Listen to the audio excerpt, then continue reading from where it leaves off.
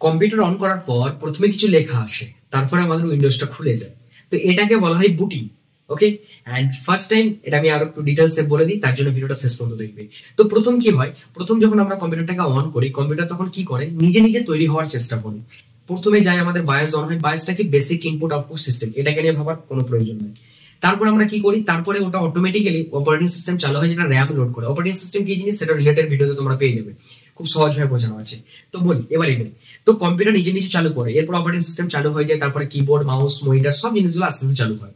ঠিক তেমনই যদি আমি একদম রিয়েলিটি এক্সাম্পল তোমাদের সাথে দিই, তাহলে বলি ধরো আমরা সকালবেলা ঘুম থেকে উঠছি, তাহলে ঘুম থেকে উঠি আমি কাজ করতে শুরু করে দিই না, ঘুম থেকে উঠি আমি লাফাতে শুরু করে দিই না। কেন? কারণ ঘুম থেকে উঠে আমি নিজে নিজে প্রিপেয়ার করি, ফার্স্টে ব্রাশ করি, কিছু খাই, চা খাই, বিস্কুট খাই, তারপর নিজে থেকে কাজ করতে যাই। তো এটা যেমন আমরা নিজেকে নিজেকে প্রিপেয়ার করছি, এটা কি আমরা বলা হয় বুটিং। তো কম্পিউটার কি করে, কম্পিউটার নিজেকে নিজেকে রিপেয়ার করার চেষ্টা করে এবং সব জিনিসগুলোকে অন করার চেষ্টা করে। তো এটা কি বলা হয় বুটিং। তো ভিডিওটা কেমন লাগলো অবশ্যই জানাবে, আর এরকম সহজভাবে ইনফরমেটিভ ভিডিও পেতে অবশ্যই আমাদের এখনো চ্যানেলকে সাবস্ক্রাইব করবে, লাইক করবে, শেয়ার করবে। দেখা হচ্ছে নেক্সট কোনো ভিডিওর সাথে, নেক্সট কোনো কন্টেন্টের সাথে।